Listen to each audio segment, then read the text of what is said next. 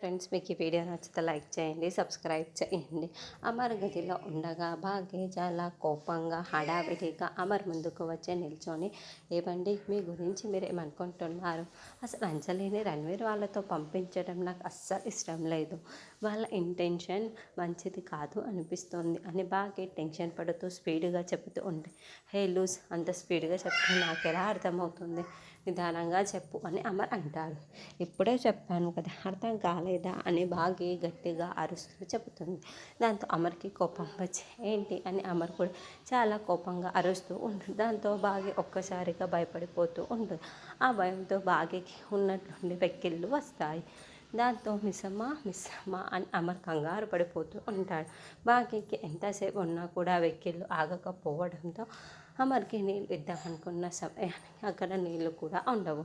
భాగ్య ఏమో కంటిన్యూస్గా వెక్కిళ్ళు పెడుతూనే ఉంటుంది.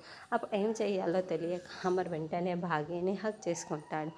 అలా అమర్ ఉన్న పలంగా అనుకోకుండా భాగ్యని హక్ చేసుకోవడంతో భాగ్య షాకింగ్గా చూస్తూ వెక్కిళ్ళు ఆగిపోయి ఉంటాయి.